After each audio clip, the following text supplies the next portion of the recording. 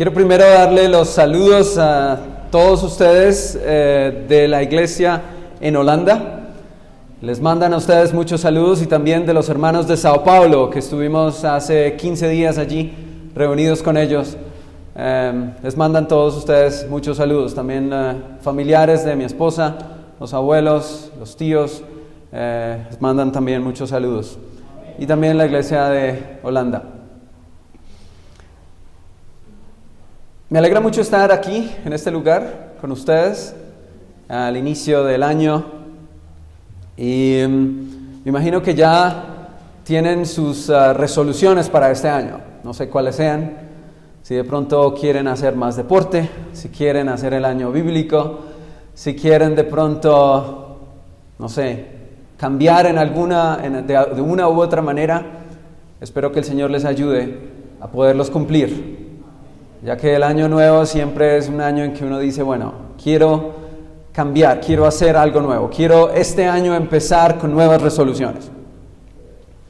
Y de la misma manera, Jesús, al inicio de la iglesia cristiana, les dio un mandamiento.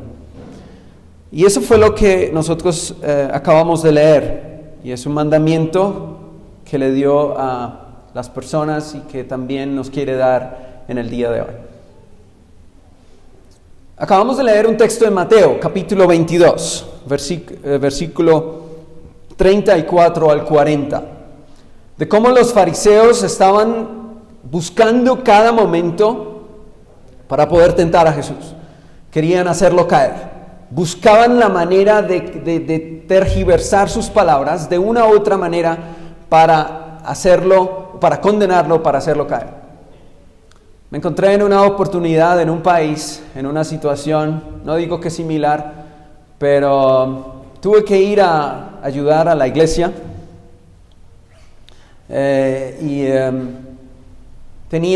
había un problema y habían algunos hermanos que querían hacerle daño a la iglesia, querían adueñarse del edificio y entonces yo fui a visitarlos. Pero lo que me daba tristeza era que aquellas personas que yo les había dado el mensaje, ahora entonces buscaban la manera de tergiversar mis palabras y de todo lo que yo decía, a buscar y volverlas contra mí. Y llega un momento en que ya uno no sabe qué hacer, uno ya no los quiere ver, uno ya los evita, porque uno no, me advirtieron, tenga cuidado porque ellos graban las conversaciones. Y después entonces cortan lo que a ellos les interesa y las publican. Y ya nos han hecho lo mismo. Entonces, claro, ya tú estás así como que ya no quiero hablar con ellos. Cualquier cosa que yo diga la pueden utilizar en mi contra. No había forma de hablar. No había nada que yo pudiera hacer. Lo único fue orar y decir, mira, ya, dejémoslo hasta aquí. Ya no hablo más con ustedes. Y en ese entonces, en esa situación de estrés, de que todos los días, cada momento, cada minuto contaba, de que uno tenía como que estarse cuidando de lo que decía o de lo que hacía, hacia dónde iba todo, me acordé de Jesús. Y entonces yo decía, ¿cómo fue que Jesús pudo haberlo hecho? De que en todo momento tenía gente que estaba escuchándolo y buscando tergiversar sus palabras. Y aún así, Él iba calmadamente, con amor les hablaba, y no encontraron nada que pudieran utilizar en su contra. Ahí fue donde me di cuenta que me hacía falta todavía muchísimo, que debíamos reflejar más a Jesús. El contexto de este capítulo nos muestra cómo Jesús había callado a los saduceos. Los saduceos tenían una pregunta acerca de la resurrección y vinieron a Jesús y Jesús los calla con su respuesta. Y entonces vienen los fariseos. Mandaban a unos, después venían los otros, o sea, era un constante ataque contra de Jesús. Y los fariseos querían saber cuál era el mandamiento más importante. ¿Por qué razón esta pregunta? Porque el texto dice que venían a tentarlo. ¿Qué era lo que ellos maquinaban? ¿Cuál era el problema? ¿Cómo consideraban ellos la ley? El problema era que Jesús daba mucho énfasis en las personas, en el prójimo. Y los fariseos daban mucho énfasis en Dios. Ellos consideraban los 4 mandamientos de la ley de Dios como los más importantes. Y Jesús hacía bastante énfasis en los otros 5. que era el prójimo. Y si nos damos cuenta, el joven rico que viene a dialogar con Jesús, Jesús le dice, ¿cuáles son los mandamientos que le menciona? No matarás, no fornicarás, no hurtarás, amarás al Señor sobre todas las cosas. Entonces le menciona los mandamientos que tenían que ver con el prójimo. ¿Por qué? Porque los judíos, los fariseos, estaban más centrados en los mandamientos que tenían que ver con Dios. Y no solamente eso, sino que lo culpaban de que él estaba desequilibrando la balanza. Y me llama mucho la atención la respuesta de Jesús. Jesús le dice, amarás al Señor tu Dios con todo tu corazón y con toda tu alma y con toda tu mente. Este es el primero y gran mandamiento. ¿De dónde cita Jesús estas palabras? De Deuteronomio capítulo 6. Y en Deuteronomio capítulo 6 se encuentra algo que es conocido hasta este momento dentro del judaísmo como la Shema. Shema Israel. Esas palabras, eso es una oración. El Shema es una oración que sirve como pieza central de los servicios de oración judíos de la mañana y de la tarde. Lo repiten 2 veces al día, todos los días del año. Tienen que presentar estas palabras. Jehová nuestro Dios, Jehová uno es, y amarás a Jehová tu Dios con toda tu mente. ¿Por qué? Porque es que ese texto dice que debían enseñárselo a sus hijos todos los días, que debían escribirlo en las puertas, que debían atárselo en las manos, que debían ponérselo en las frentes. Y ahí es por esa razón que vemos a los judíos con una cajita aquí enfrente que tiene los mandamientos. Si visitamos a un judío vemos que tiene una cajita en el dintel de la puerta y ahí están los mandamientos. Vemos a los judíos o a los niños que se los amarran y empiezan a recitar Shema Yisrael Adonai Eloheinu Adonai Echad. Entonces empiezan a recitar esas mismas palabras. Entonces para ellos esas palabras es lo máximo, es lo más importante. Tanto era que se había convertido como una ¿cómo se llama eso? Como una protección para ellos. Mucho de lo que de pronto podríamos encontrar en nuestros días como el Padre Nuestro para muchos. Que hay que rezar el Padre Nuestro. Que hay que tener el Salmo 91. Y que hay que tenerlo abierto en la casa. Entonces como un amuleto que los protege. Y eso era lo más importante. ¿Y cuál es la oración más importante? Pues el Padre Nuestro. Y entonces cuando le preguntan a Jesús, ¿cuál es el mandamiento más grande? Jesús le dice, Shema Yisrael Adonai Eloheinu. Jehová uno es, amarás a Jehová tu Dios con todo tu corazón. Bueno, entonces, este sí es un rabí bueno porque está diciendo lo que es. ¿Y qué dice Jesús? Pero hay uno que es igual a ese. Y ese que es igual a ese viene de Levítico capítulo 19, si no estoy mal. Lo anoté por aquí y se me perdió. Viene el siguiente mandamiento viene de Levítico capítulo, si no estoy mal, capítulo 19, donde menciona que amarás a tu prójimo como a ti mismo. Si nosotros miramos ese capítulo, nos damos cuenta que ahí se mencionan muchísimas leyes con respecto al prójimo, que no se tenía que tener en cuenta a los sordos, a los extranjeros, a las viudas, etcétera, etcétera. Y en ese texto menciona, amarás a tu prójimo como a ti mismo. Entonces Jesús menciona también otro mandamiento de la ley y dice, esos dos son iguales. En otras palabras, no podemos decir que los primeros 4 son más importantes que los otros 5. O como muchos hacen, hoy en día muchos cristianos colocan solamente 9 y el 4 lo dejan a un lado, porque no es tan importante. En ese tiempo colocaban los primeros 4 como más importante. Hoy en día el mundo cristiano coloca los otros 5 más importantes que los primeros 4. Porque hay que amarnos, hay que tener unidad. El ecumenismo habla de la unidad, pero Dios, bueno, sí. Y entonces ahí cuando ya nos entramos en la discusión de quién es Dios o cómo es Dios, ahí vamos a ver una diferencia inmensa. Si hablamos de la Trinidad católica, si hablamos de los que creen en Jesús solo, si los que creen no sé, en que Dios es un ser femenino, o los otros que creen que el Espíritu Santo es femenino. Entonces ahí nos vamos a meter que los 4 primeros son puestos a un lado. Hay imágenes, hay otros dioses, hay otras cosas más importantes, pero hay que amarnos por encima de todas las cosas. 19, 18. Gracias. Sí, lo tenía escrito, pero entonces, claro, si no me pego al texto que tengo acá, entonces eso me pasa, me pierdo. Ahora entonces yo tengo una pregunta para nosotros. ¿Cómo es posible que el amor sea un mandamiento?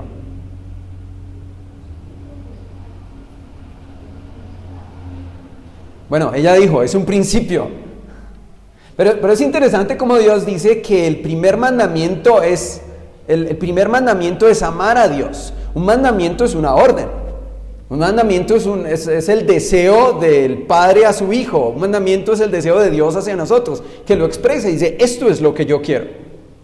Pero entonces es como raro, porque muchos quieren exigir ese amor de su pareja. Y entonces a través de la violencia, entonces exigen que se le ame. Pero ese amor es un amor egoísta, y no es un amor como el que encontramos en Dios. Pero entonces, la clave está en su esencia, porque Dios es amor, y lo que Dios nos pide es que tengamos amor. En otras palabras, Dios le pide al hombre que tenga su gloria, porque su amor es su carácter, y como el hombre no tiene su gloria, como el hombre no tiene su amor, entonces el deseo de Dios es que tenga su gloria, es que tenga su amor. Por esa razón entonces se convierte en un mandamiento. Tener su gloria significa tener sus atributos. Es el deseo de Dios que reflejemos su carácter. Y ese amor es un amor que no es egoísta. Es un amor que da aunque no reciba inmediatamente. Es un amor que siembra aunque puede que los resultados vengan en 10, en 20, en 30 años. Sin importar eso, sigue dando. No te da porque tú me amas, no da porque tú te portaste bien conmigo, no da porque tú me serviste el almuerzo, entonces yo te doy. No te doy un regalo porque tú te estás portando bien. No, así te estás portando mal, aún así te doy el regalo. ¿Ustedes lo hacen? ¿Lo hacemos? ¿Lo hacemos con nuestros hijos? Te doy un regalo aunque te estás portando mal. ¿O no? ¿O no es así como Dios actúa? ¿No le da a Dios a la gente el sol, la luna, las estrellas, las oportunidades, la salud, la lluvia? ¿No le da todas esas cosas? ¿No los deja vivir y hacer lo que quieran? ¿Y qué hace Dios? Está ahí con los brazos abiertos diciendo, yo te amo. Ese amor es lo que cambia el mundo. Ese amor incondicional es lo que cambia el corazón de una mujer. Con Sandra estamos leyendo un libro, no sé cuándo lo vamos a terminar porque lo leemos por pedacitos y lo analizamos y otras veces se meten cosas, y se llama Amor y Respeto. Y se lo comentamos a mi mamá, y mi mamá inmediatamente lo puso en talleres y lo ha llevado aquí en Colombia en varios talleres, y es muy bonito. Y entonces básicamente lo que expresa es que la mujer necesita un amor incondicional y el hombre necesita un respeto incondicional. No importa cómo se porte la mujer, hay que amarla incondicionalmente. Pero de la misma manera, la balanza es igual. No importa cómo se porte el hombre o cómo diga él las cosas, o si trae o no trae detalles, hay que respetarlo incondicionalmente. Porque esos son deseos innatos del ser humano.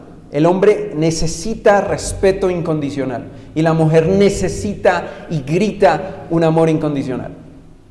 Por esa razón es que Jesús compara el amor suyo con el amor que debemos tenernos entre nosotros, el amor de pareja con el amor que él le tuvo a su iglesia. Un amor incondicional, un amor en que da sin importar lo que pase. Y eso cambia el corazón, y eso transforma vidas, y eso es lo que lleva realmente a cambiar la iglesia, porque eso es lo que necesitamos nosotros. El inicio del texto que mencionó Jesús, amarás a Jehová tu Dios con todo tu corazón, con toda tu mente, inicia diciendo que Jehová es uno. Otra forma de traducir esa palabra uno es único. Dios es único, no hay nadie como Él. Es lo mismo que nosotros encontramos allá. Yo soy Jehová tu Dios, y dice, no tendrás otros dioses delante de mí. Él es único, Él es uno, no hay nadie como Él. Cuando nosotros entendemos eso, entonces no vamos a poner a nadie delante de Él. Ese Dios se volvió carne, ese Dios se hizo Emmanuel, ese Dios habitó con nosotros, ese Dios se unió con la humanidad, ese Dios se convirtió en el enlace, en el eslabón para unir el cielo con la tierra. Ese Dios que es unidad, se volvió unidad para que nosotros pudiéramos estar unidos con Él.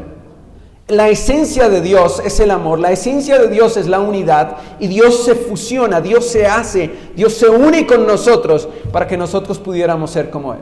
Entonces la única solución para la falta de amor es la unidad con Dios. Y es por esa razón que la única forma en que nosotros podemos cumplir los mandamientos de Dios es a través del amor. Pero no es que amar nos lleve a cumplir los mandamientos de Dios, así nomás. Porque muchos aman, pero no cumplen los mandamientos de Dios. Sino es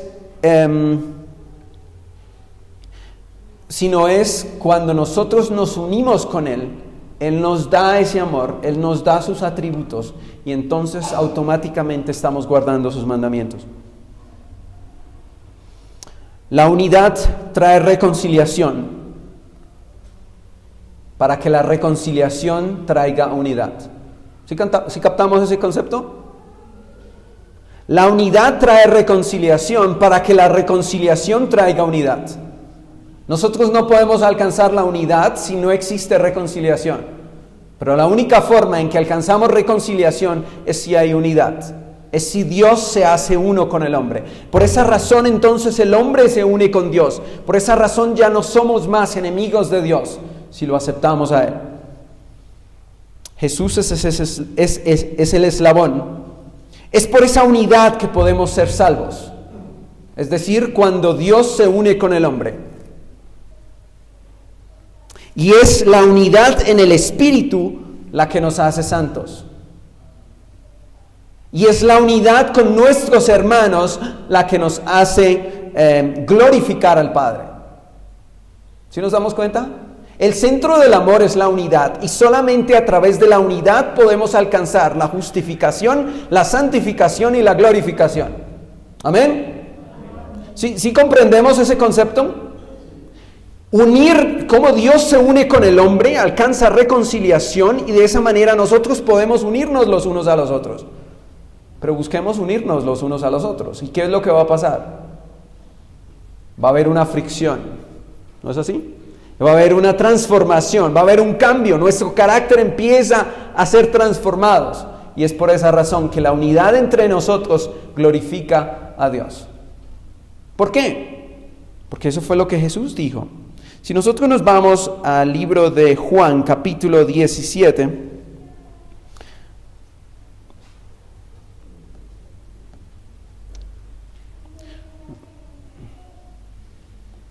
versículo 11, y dice: y ya no estoy en el mundo, mas estos están en el mundo, y yo voy a ti. Padre Santo, a los que me has dado, guárdalos en tu nombre, para que sean uno así como nosotros. ¿Y qué más dijo Jesús? Para que crean que tú me has enviado. La única forma en que el mundo puede creer de que Dios envió a su Hijo a este mundo, todo el plan de la salvación, es si puede haber unidad entre nosotros. Muchas veces hablamos de unidad, hay muchas veces que predicamos de unidad, pero yo no la quiero presentar desde esa forma como de reproches, como que hermanos, nosotros no nos unimos y peleamos. No. Miremos a Jesús, veamos realmente lo que Él hizo por nosotros, cómo se hace el hombre, cómo se une con nosotros, y cómo eso transforma nuestras vidas, cómo eso cambia corazones. Cuando nosotros vamos al libro de Efesios capítulo 4, versículo 11 al 13, nos vamos a dar cuenta que la única forma como Dios, o lo que Dios hizo por la iglesia, para que llegase a ser unida fue que le dio dones espirituales. Efesios capítulo 4, versículo 11 al 13, y ya dentro de poco vamos a analizar 1 Corintios capítulo 12 también, donde se mencionan los dones espirituales. Y dice, y él mismo constituyó a unos apóstoles, a otros profetas, a otros evangelistas, a otros pastores y maestros. ¿Para qué? A fin de perfeccionar a los santos para la obra del ministerio, para la edificación del cuerpo de Cristo, hasta que todos lleguemos a la unidad de la fe y del conocimiento del Hijo de Dios, a un varón perfecto a la medida de la estatura de la plenitud de Cristo. La única forma como la iglesia puede alcanzar la unidad y la perfección es a través de los dones que Dios colocó en la iglesia. Como a unos los colocó como apóstoles, a otros profetas, a otros evangelistas, a otros pastores y maestros, y eso para la edificación de la iglesia. Es decir, un pastor no es un pastor para que los hermanos le sirvan y le hagan y le den y lo exalten. Un pastor es un pastor porque fue hecho para servir a los demás.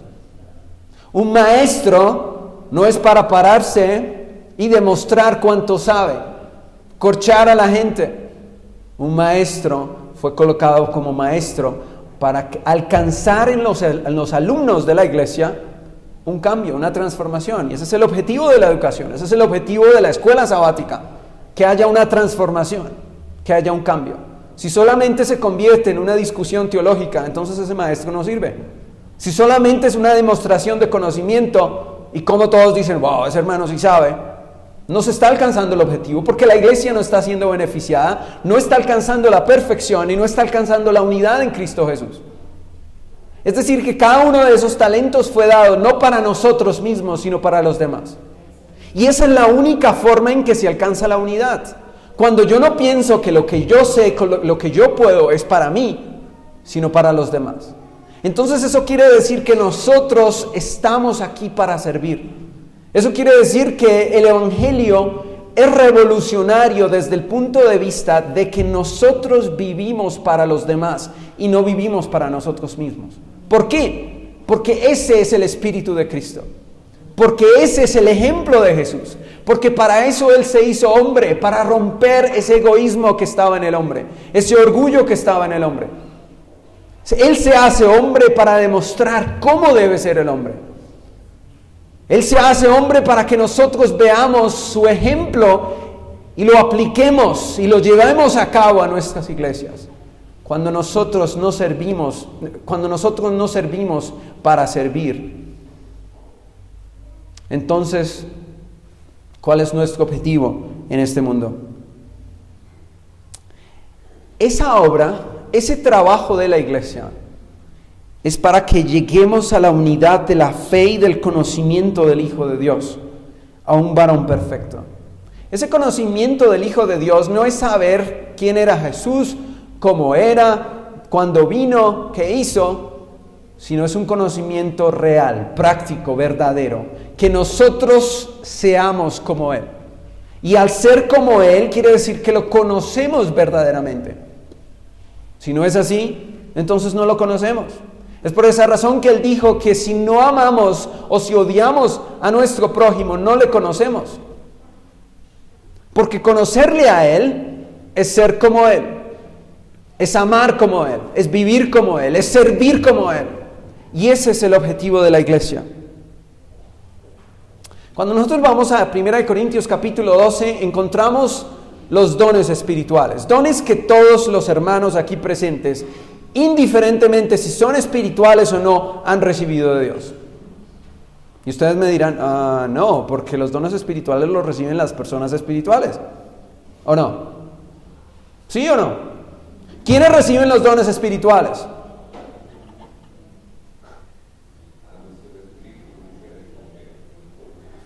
¿Ok? ¿Quiénes reciben los dones espirituales? ¿Perdón? Si nosotros leemos en 1 Corintios capítulo 3, versículo 1 3 y 4, nos damos cuenta que la iglesia de Corinto no era para nada espiritual. Habían cosas que ni siquiera existían en el mundo. Se la pasaban peleando, riñas, discusiones. No eran espirituales. Y todos los hermanos en la iglesia tenían dones espirituales. Entonces, ¿cómo funciona eso? Ellos no buscaban lo espiritual. Ellos lo único que buscaban era exaltarse a sí mismos, mostrar cómo hablaban en lenguas, mostrar cómo profetizaban. Porque los dones espirituales son para la edificación de la iglesia, no es para la edificación propia. Y Dios los da para que sean un medio del esparcimiento del evangelio. La iglesia pobre, incapaz, no era, disculpe la redundancia, no era capaz de llevar a cabo el evangelio a todo el mundo. Eran pescadores, eran personas incultas, no letradas, y necesitaban de los dones espirituales para poder esparcir el evangelio. ¿Y para qué sirven esos dones espirituales? Para la edificación de la iglesia, para la unidad de la fe de todos nosotros, no para la edificación propia, a diferencia de los talentos. Los talentos sí son para ti, para que tú los disfrutes, para que a través de tus talentos tú puedas ganar tu vida, para que puedas desarrollarte en la sociedad. Si tú tienes un talento de la música, pues puedes cantar y con eso puedes ganarte la vida. O si puedes tocar un instrumento, o si tienes la capacidad de lenguas, entonces puedes vivir y puedes recibir y ganar con eso. Si los utilizas para Dios, entonces la gloria es para Él. Pero si no haces nada con ellos, entonces los estás enterrando. Pero ¿qué pasa con los dones espirituales? Los dones espirituales son dados indiferentemente si una persona es espiritual o no. Y es por esa razón, vamos a mirar cuáles son esos dones espirituales. Desde el versículo 8 encontramos los dones espirituales. ¿Cuáles son esos dones espirituales?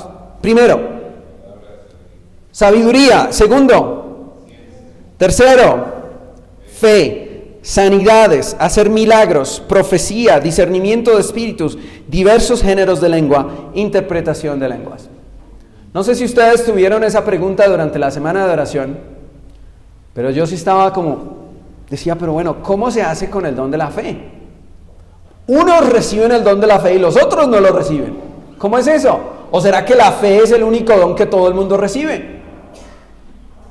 No sé cómo lo analizaron ustedes, pero buscando el significado de la palabra fe, esa palabra fe viene también de otra palabra que significa también convencer. Significa también argumentar, significa también la capacidad de llevar a una persona a aceptar tu fe. Entonces está la fe, que es el fruto del Espíritu,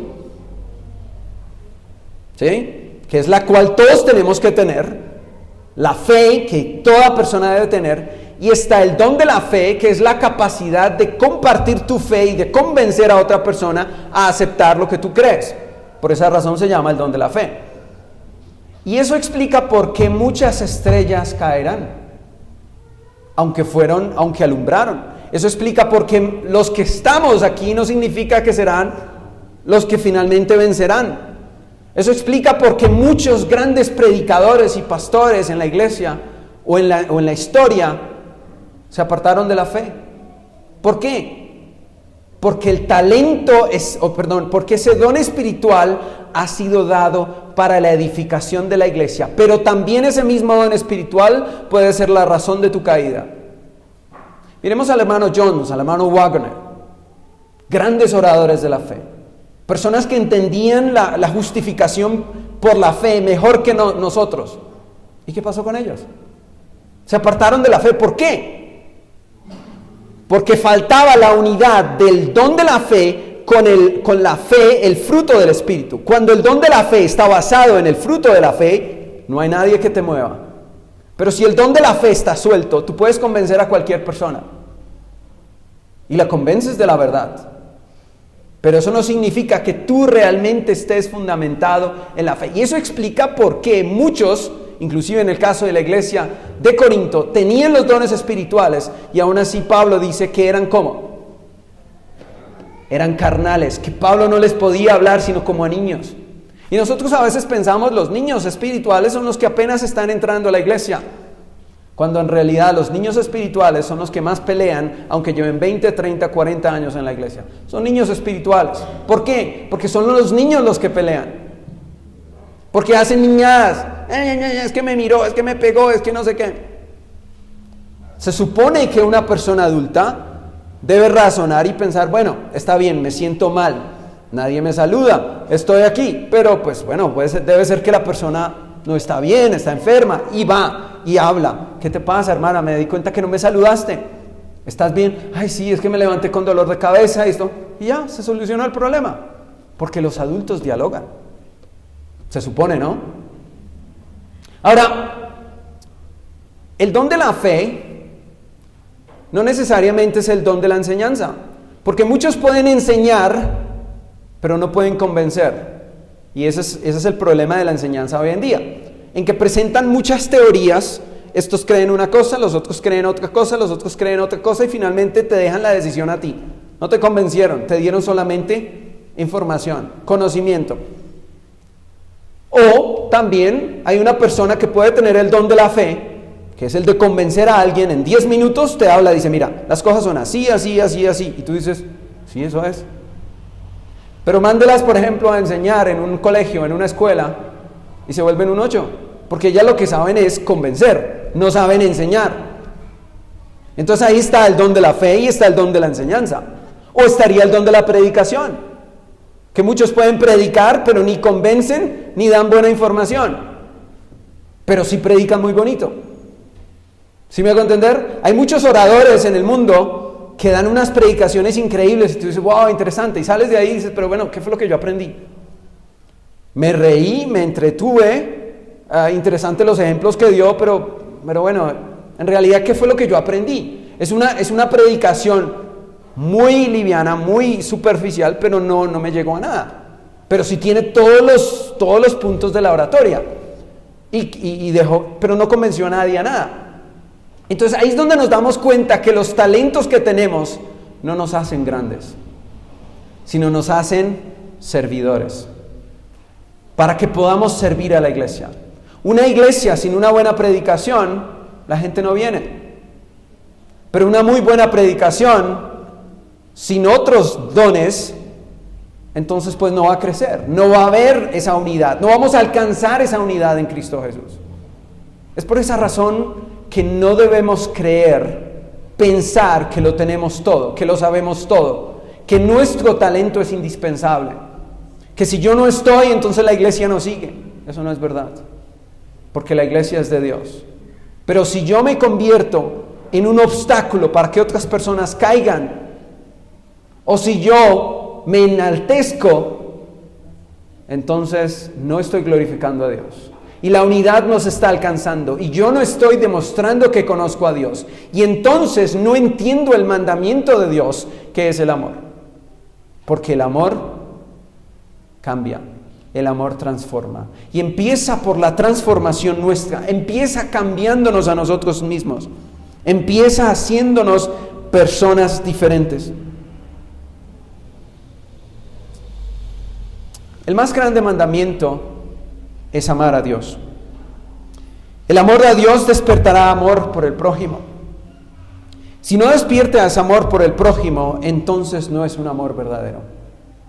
¿Qué significa entonces eso? ¿Cómo podemos nosotros amar a nuestro prójimo como a nosotros mismos? Sería interesante mirar cuántos se aman a sí mismos. Porque si uno se pone a mirar las estadísticas, una gran mayoría de personas no se aman a sí mismos. Son egoístas, pero no se aman a sí mismos. El hecho de que quieran las cosas para sí mismos no quiere decir que se amen a sí mismos. Porque una persona egoísta come lo que le gusta, pero no se está amando a sí mismo. Una persona que es egoísta disfruta la vida, baila y hace lo que sea y bebe, pero no se está amando a sí mismo. Porque si se amara a sí mismo no haría esas cosas con eso. Porque ¿qué pasa? Se está destruyendo. Entonces el amor a sí mismo no es egoísta. Y ahí es donde nos damos cuenta que la mayoría de personas no se ama a sí mismo. Y como no se ama a sí mismo, entonces refleja ese descontento que tiene hacia los demás. Nos hemos dado cuenta con Sandra que muchas veces en que respondemos mal, que yo le contesto así como fuerte o como duro, no es otra cosa sino un descontento que yo tengo de mi día. Es nuestra experiencia personal, ¿no? De cómo de pronto yo quería alcanzar ciertas cosas en el día, no pude, me distraje, hubieron otras cosas, estoy molesto al final del día porque no las logré. Llega ella y entonces esa molestia inmediatamente la reflejo. Y entonces hemos hecho el acuerdo de que cada vez que escuchamos como esas palabras así fuertes o duras o como faltas de amor, entonces la pregunta es, ¿cómo fue tu día? ¿Qué fue lo que te pasó? Sí, es que hoy entonces ella empieza a contarme, es que hoy en el hospital y mis colegas doctores y no sé qué, entonces yo, ya, no te preocupes, entonces se descarga y entonces ya, no hay problema. Porque nuestra lucha no es contra sangre y carne, pero sí la hacemos así, sí peleamos, sí hacemos esa lucha nuestra, personal. ¿Por qué? Porque como me dijo, entonces yo también le digo. Como me habló, entonces yo también le hablo, yo también le contesto. Pero no, si nosotros realmente somos espirituales, reconocemos cuando hay un problema en la persona. Cuando hay problemas con las personas, entonces vamos a ver que eso se refleja hacia los demás. Si hay una persona que se comporta mal, no es porque ella se quiera comportar mal, sino que hay un problema y ella está gritando y está deseando una ayuda, que la miren, que le den atención. Y eso le pasa a todo el mundo. Y eso nos pasa a todos, de una u otra manera, en diferentes momentos. No le pasa a una persona. Todos tenemos esos momentos en que necesitamos o en que de una u otra manera estamos descontentos. Sigmund Freud dijo que lo que nosotros odiamos de otras personas son las cosas que odiamos de nosotros mismos o que tememos que ocurran con nosotros. Y entonces muchas veces nos damos cuenta cómo los hermanos se pelean fuerte, porque están los mismos rasgos de carácter, o como de pronto la mamá o el papá no se la lleva tan bien con uno de los hijos. ¿Por qué? Porque son muy igualitos. Eso se nota, los genes, se nota esas, y ahí está. Lo que no le gusta al uno, no le gusta al otro. Muchas veces juzgamos y condenamos lo que no podemos vencer, lo que nos molesta, y por eso actuamos así. Ese fenómeno es conocido como la proyección. Cuando nosotros proyectamos lo que no nos gusta de nosotros mismos, lo proyectamos hacia los demás. Juzgamos y condenamos lo que no podemos vencer, lo que nos molesta, y por esa razón actuamos así. ¿Cuánto descontento y cuántas discusiones se pudieran evitar si solamente nosotros nos conociéramos a nosotros mismos, si nosotros nos amáramos a nosotros mismos? Hay muchas razones, hay muchos traumas que tienen las personas, que vienen de niños, que no han logrado vencer, y llegan hasta un punto en que lo reflejan y no pueden superar esas cosas. Cuánta infelicidad tenemos a veces en nuestras vidas. Y eso es algo que el Señor puede quitar. Eso es algo que el Señor puede eliminar de nuestras vidas. Es algo que el Señor puede quitar y cambiar. Porque nosotros creemos en un evangelio vivo. Y ese evangelio vivo es poder para salvación. Ese evangelio vivo es poder para transformar las vidas nuestras. ¿Amén? Si nosotros no creemos en el cambio, entonces no creemos en que Jesús vino y se hizo carne y transformó o que puede transformar nuestras vidas. Si nosotros no toleramos a nuestros hermanos, entonces no estamos teniendo la gracia de Jesús. No estamos teniendo la mente de Jesús. Si nosotros no nos ofrecemos, si nosotros no nos ponemos en la línea por la otra persona, entonces no entendemos lo que significa el amor de Dios.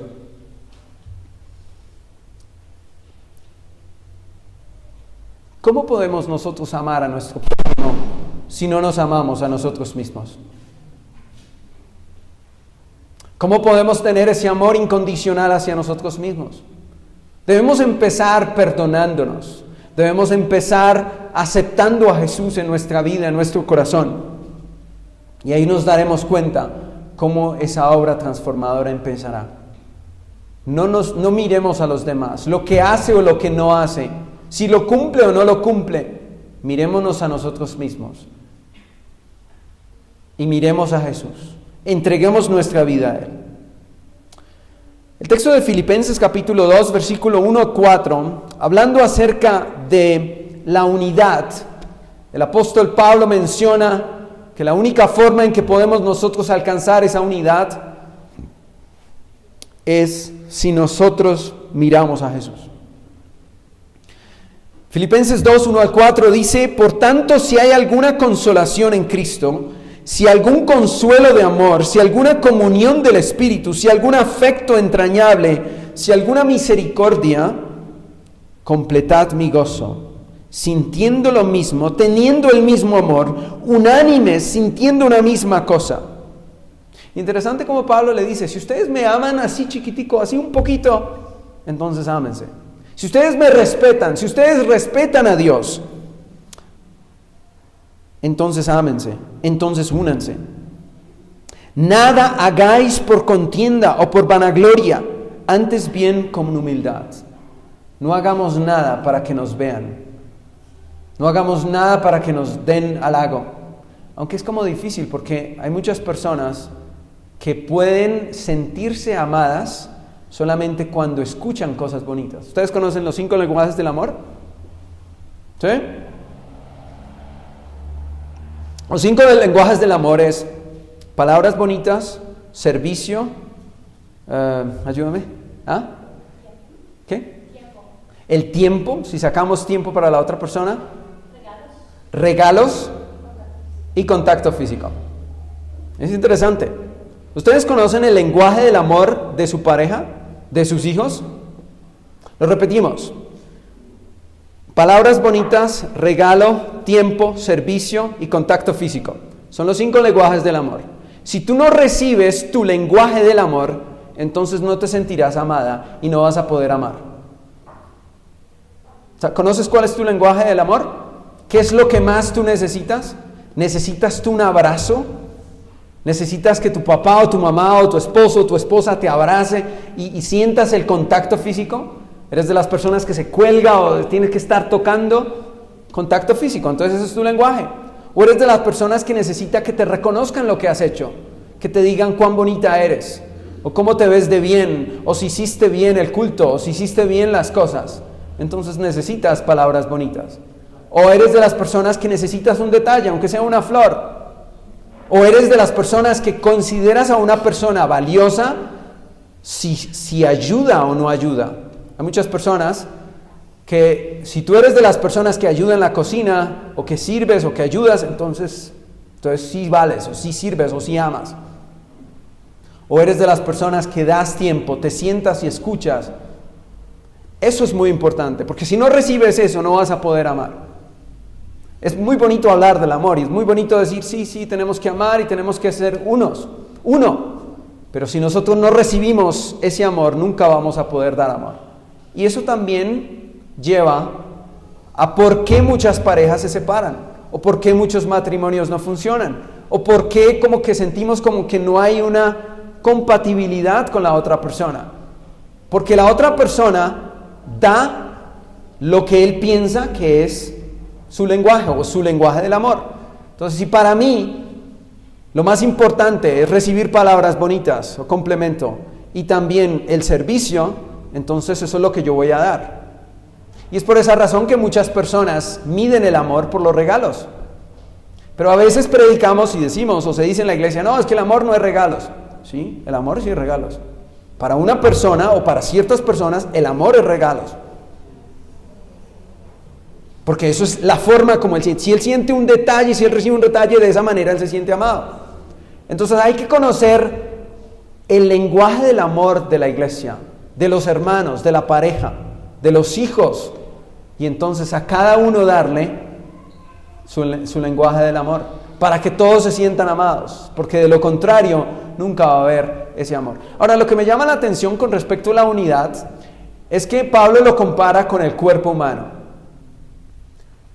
Todos tienen que estar unidos, ¿no es así? Pero la unidad que existe entre los órganos del cuerpo humano no son igual, no es igual entre todos los órganos. O sea que en otras palabras, Pablo no espera, o la Biblia no espera que nosotros seamos los súper amigos con todo el mundo. Porque el cerebro se la lleva muy bien, o más bien el intestino se la lleva muy bien con el cerebro, ¿sí? Pero de pronto el intestino no se la lleva tan bien con, no sé, las uñas o los dedos, pero están conectados, ¿sí? No son los súper amigos, pero están conectados. Y eso es lo que Dios desea con nosotros. No se espera que nosotros todos seamos los súper amigos y, mejor dicho, para arriba y para abajo, no. Pero sí que haya una unidad. Pero sí que estemos conectados. Pero sí que el centro de nuestra vida y de nuestra iglesia sea nuestro Señor Jesucristo. Haya pues en vosotros este sentir que hubo también en Cristo Jesús. Continúa diciendo el texto. Con este texto quiero concluir. El cual, siendo en forma de Dios, no estimó el ser igual a Dios como cosa que aferrarse, sino que se despojó a sí mismo tomando forma de siervo, hecho semejante a los hombres, y estando en condición de hombre, se humilló a sí mismo, haciéndose obediente hasta la muerte y muerte de cruz. Aquí encontramos la mayor demostración del amor, la unidad de Dios con el ser humano, que Dios se hizo como nosotros. Y eso es lo que nosotros debemos hacer. Debemos unirnos con nuestros hermanos. Debemos unirnos en sentir con nuestros hermanos. Hay necesidades en la iglesia. Hay una persona que necesita atención. Hay una persona como que no se comporta tan bien. Hay una persona que es rebelde en la iglesia. Hay que unirse con esa persona para poder entenderla. Porque no es que sea mala, sino que necesita algo.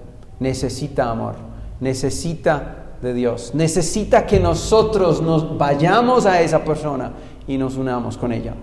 Quiere el Señor ayudarnos para que este gran mandamiento sea una realidad en nuestras vidas. Es verdad, nosotros amamos a Dios, pero debemos amar a Dios, debemos amar a nuestro prójimo como a nosotros mismos. Y yo diría que el tercer mandamiento es: ámate a ti mismo, no seas egoísta. Porque si eres egoísta, vas a vivir la vida como el mundo la vive. Pero si tú te amas realmente, entonces vas a ser como Jesús. Quiere el Señor ayudarnos y bendecirnos. Es mi deseo. Amén.